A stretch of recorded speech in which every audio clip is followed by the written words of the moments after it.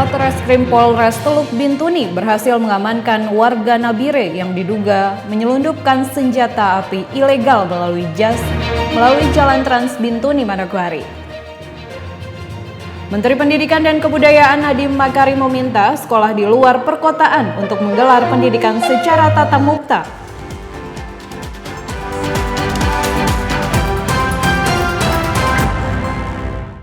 Salam jumpa pemirsa, senang sekali saya Esti Ika dapat kembali menjumpai Anda dalam program berita Papua Barat hari ini. Sejumlah informasi di Papua Barat akan kami hadirkan untuk Anda.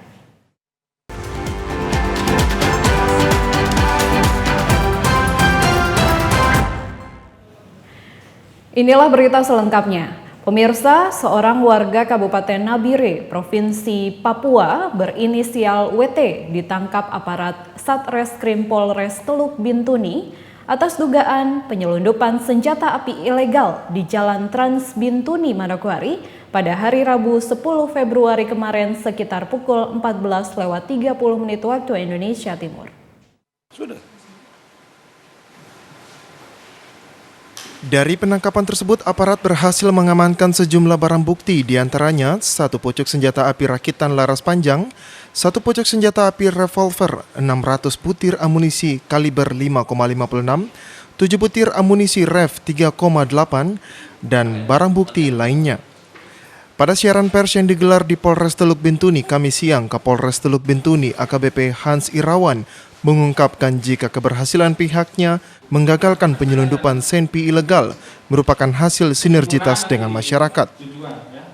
Selain itu, Kapolres juga menuturkan jika proses pengungkapan kasus ini karena adanya dukungan serta petunjuk dari Polda Papua Barat, di mana dari hasil penyelidikan diketahui jika Kabupaten Teluk Bintuni ternyata dijadikan sebagai lintasan untuk membawa barang ilegal tersebut dari Ambon menuju Nabire dan ke Papua. Di sini dijadikan pos, ya, akhirnya dijadikan pos tempat ya untuk mengamankan diri, ya. Oleh karena itu, saya selaku Kapolres menghimbau kepada seluruh masyarakat di Kabupaten Teluk Bintuni bahwa Teluk Bintuni sudah dijadikan tempat seperti ini, ya. Oleh karena itu harus kita meningkatkan kewaspadaan. Apabila menemukan hal-hal yang mencurigakan, segera mungkin bisa melapor ke kepolisian terdekat, ke Babin Kamtipmas, Babinsa, ataupun di situ ada koramil, silakan melapor koramil sehingga ada informasi seperti ini cepat kita tindak lanjuti, cepat kita tangani. Terungkapnya kasus penyelundupan senjata api ilegal ini, Kapolres menegaskan pihaknya akan berupaya semaksimal mungkin mendalami kasus tersebut, sehingga dugaan lainnya yang ikut berkembang pasca pengungkapan kasus ini bisa ikut terungkap. Tersangka berinisial WT kini meringkus di sel tahanan Polres Teluk Bintuni.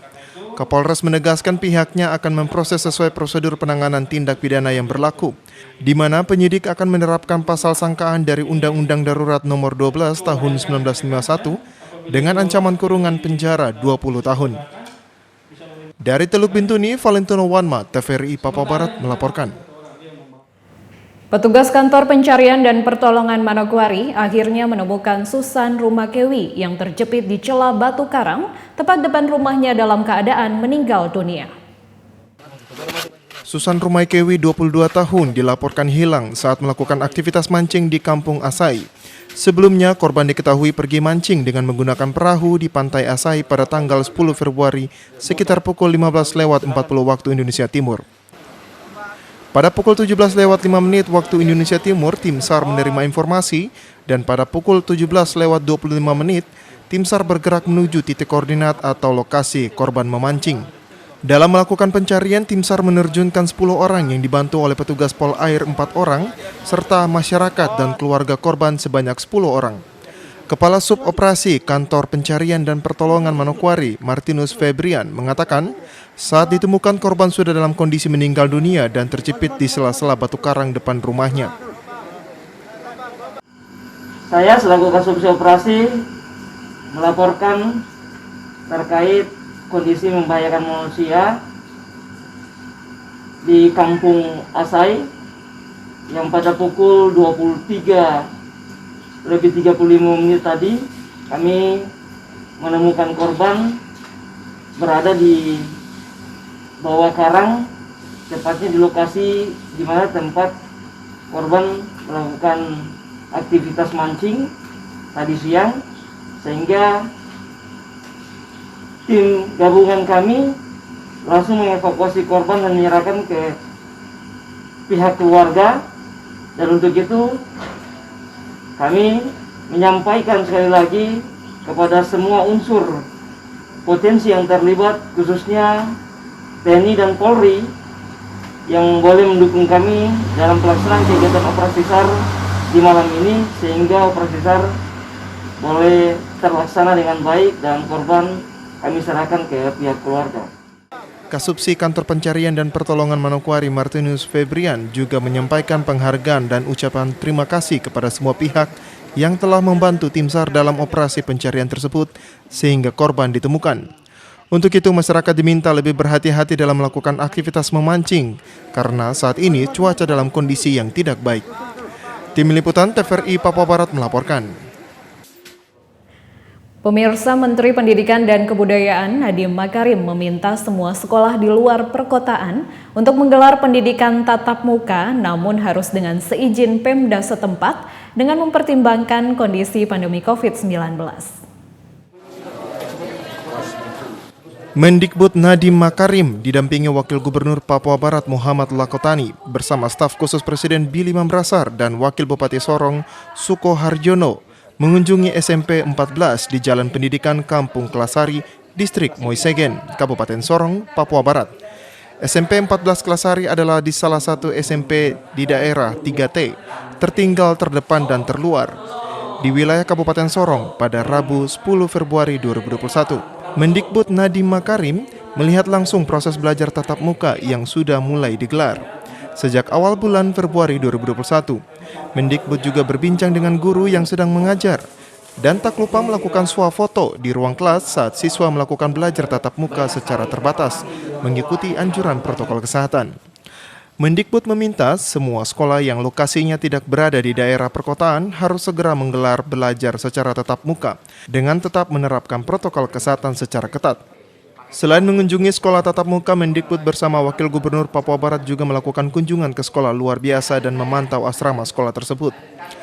Mendikbud Nadiem Makarim mengatakan pelaksanaan sekolah tatap muka sudah dijelaskan Mendikbud untuk sekolah yang tidak berada di perkotaan, yang populasinya sangat padat dan interaksinya sangat insentif untuk segera melakukan tatap muka.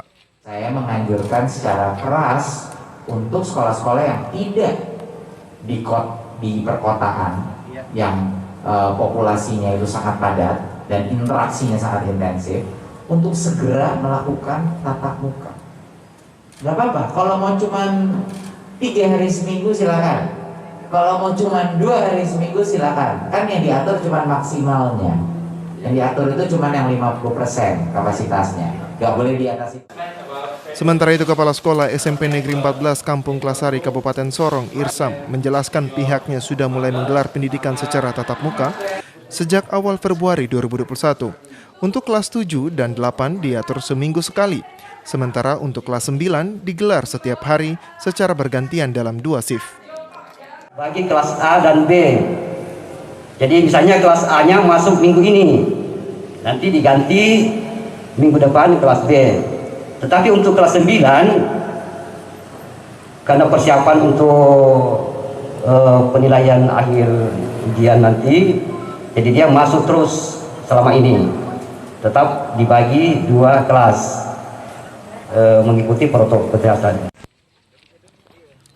Jumlah siswa yang mengikuti belajar tatap muka di SMP Negeri 14 hanya setengah dari jumlah seluruh siswa dalam satu kelas. Selain menggelar belajar secara daring, SMP Negeri 14 Sorong tetap menggelar pendidikan secara daring, mengikuti materi yang diberikan oleh Kementerian Pendidikan dan Kebudayaan. Dalam kunjungan Mendikbud, selain kunjungan ke sekolah kota dan kabupaten di Sorong, Mendikbud juga melakukan diskusi bersama para guru dan pihak Dinas Pendidikan untuk menyampaikan keluhannya terkait masalah pendidikan terkait kebijakan pemerintah pusat ke daerah. Dari Sorong, Mikael Jasman, TVRI Papua Barat melaporkan. Pemirsa, akibat pandemi COVID-19, pendapatan pajak kendaraan bermotor pada UPT Samsat Manokwari di tahun 2021 tidak mencapai target atau hanya 75,6%. Berikut informasinya. Sejak awal tahun 2020, pandemi COVID-19 mulai mengancam berbagai aktivitas masyarakat, serta kegiatan pemerintah dan sistem pelayanan pada masyarakat. Hal ini sangat berdampak pula pada program pembangunan dan pencapaiannya. Seperti halnya pada unit pelayanan terpadu UPT Samsat Manokwari yang membawahi 3 kabupaten yakni Manokwari, Manokwari Selatan, dan Pegunungan Arfak. Di tahun 2020, pendapatan pajak kendaraan bermotor yang ditargetkan tidak tercapai. Kepala UPT Samsat Manokwari Yan Ruka menjelaskan, di tahun 2020 Samsat Manokwari mempunyai target pendapatan pajak kendaraan bermotor sebesar 57 miliar rupiah. Namun terrealisasi kurang dari 14 miliar 166 juta rupiah. Realisasi tahun 2020 kita tidak mencapai target. Nah, kan targetnya 57 miliar sekian, cuma kita capai 75,6%, kurang dari 14 miliar 166 juta sekian karena pandemi. Sehingga wajib pajak kurang datang, kemudian pelayanan untuk dataran Merapi Mansel kita cuma melayani 1 kali, biasanya 2 kali atau 3 kali dalam setahun, kita cuma melayani 1 kali. Nah, itulah pengaruh daripada target 2020 tidak mencapai, yaitu cuma 75,6% dari target, jadi kurang dari 14 miliar 166 sekian. Lebih lanjut dijelaskan Kepala UPT Samsat bahwa di tengah pandemi COVID-19, UPT Samsat menawarkan beberapa pola pelayanan secara online kepada masyarakat yang hendak melakukan pembayaran pajak kendaraan bermotor agar target tersebut dapat dicapai. Namun nyatanya minat masyarakat sangatlah menurun karena adanya batasan yang diberlakukan oleh pemerintah. Kalau pelayanan selama pandemi secara online itu sebenarnya pemerintah menyiapkan 3 layanan. Ada satu misalnya datang sendiri ke kantor Samsat. Oke, 1 bisa datang sendiri di teller Bank Papua. Itu 2. 3 datang di ATM. Itu 3. 4 datang di kantor pos. 5 payment point yang ada di Mansel di kantor Bank Papua dengan payment point yang ada di kantor Bank Papua di SP3. Nah, itu ada 5 alternatif untuk membayar pajak secara online. 19 sehingga berapa bulan itu kita dibatasi tidak berkantor, kemudian ruangan gerak masyarakat dibatasi. Nah, itu sehingga pembayaran pajak itu sangat menurun. Dijelaskan pula bahwa untuk capaian di tahun 2021 belum ada target yang ditetapkan karena masih dalam masa pandemi COVID-19 dan juga program UPT Samsat sendiri hanya sweeping serta pelayanan ke dataran Merapi dan Mansel. Untuk itu diharapkan di tahun 2021 ini masyarakat selaku pemilik kendaraan bermotor untuk dapat menggunakan layanan online dalam melakukan pembayaran pajak kendaraan bermotor. Arina Irianan, TVRI Papua Barat melaporkan. Informasi selanjutnya akan hadir setelah jeda berikut ini. Tetaplah bersama kami.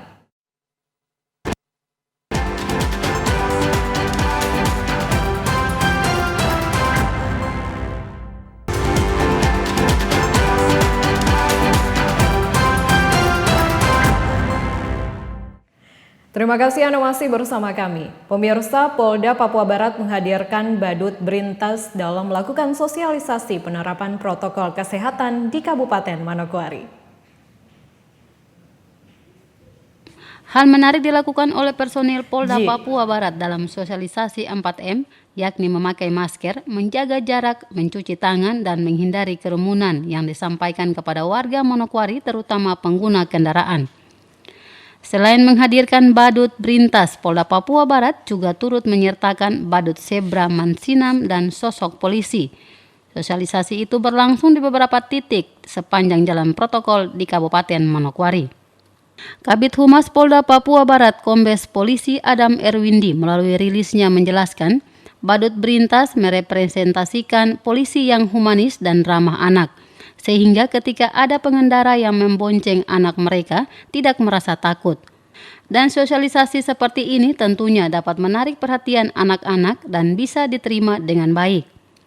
Adam Erwindi pun berharap masyarakat bisa secara terus-menerus menerapkan disiplin protokol kesehatan, yakni memakai masker, menjaga jarak, mencuci tangan, dan menghindari kerumunan untuk memutus mata rantai penyebaran virus COVID-19.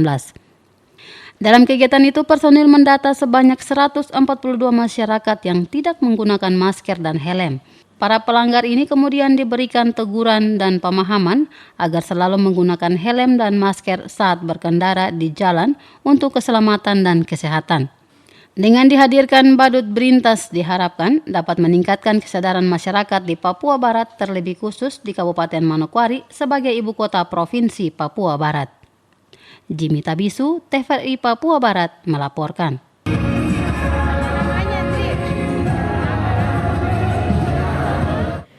Kapolda Papua Barat berjanji akan menindak tegas segala praktek calo dalam proses rekrutmen 1.500 Bintara Polri, jalur afirmatif Otsus.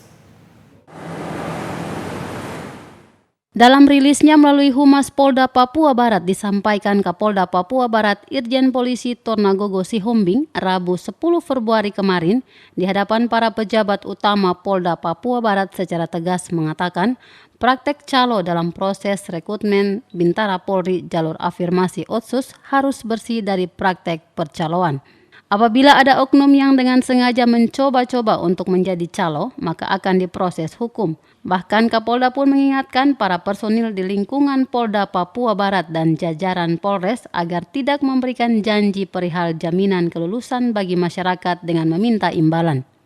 Di sisi lain, setelah telegram Kapolda diterbitkan dan disebarkan, hal paling penting ditekankan oleh Kapolda adalah para Kapolres di jajaran Polda Papua Barat hingga pada tingkat Polsek harus terus mensosialisasikan rekrutmen Bintara Otsus 2021 ini kepada publik.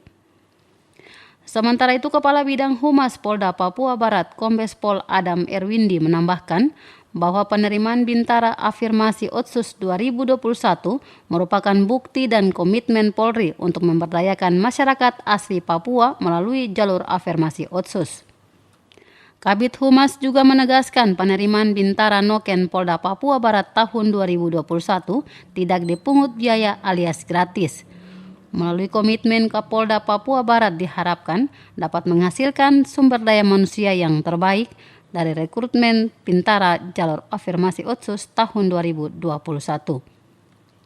Jimmy Tabisu, TVRI Papua Barat melaporkan. Pemirsa, Komandan Korem 182 Jazira Onim Fakfak, Kolonel Infanteri Yuda Medi Dharma Zafrul, memimpin upacara serah terima jabatan Komandan Kodim 1806 Teluk Bintuni dari pejabat lama Letkol Armet Vence Donatus Marani kepada Letkol Infanteri Kadek Abriawan. Upacara yang dilangsungkan di Makodim 1806 Teluk Bintuni Kamis 11 Februari 2021 dihadiri Forkopimda Teluk Bintuni serta sejumlah pejabat eselon di lingkup Pemda Teluk Bintuni, tokoh adat, tokoh masyarakat, para pejabat teras Korem 182 Jazira Onim, serta ibu-ibu Persit Kartika Chandra Kirana. Dalam arahannya, Danrem menjelaskan bahwa pindah tugas atau mutasi merupakan hal yang lazim di jajaran TNI Angkatan Darat untuk memenuhi kebutuhan sesuai perkembangan organisasi.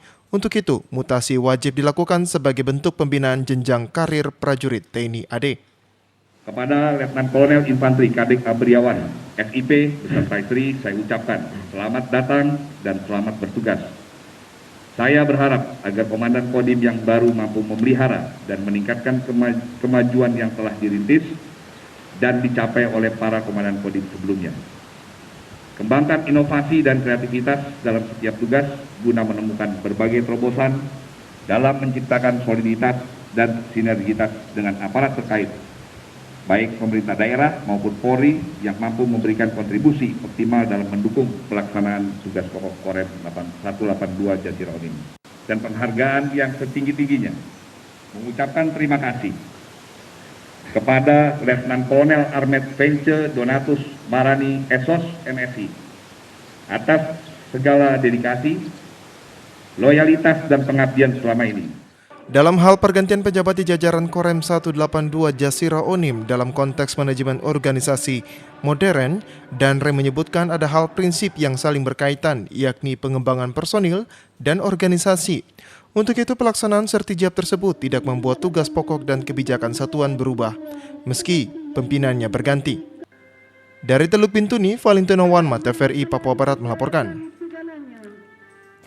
Informasi selanjutnya akan hadir setelah jeda berikut ini, tetaplah bersama kami.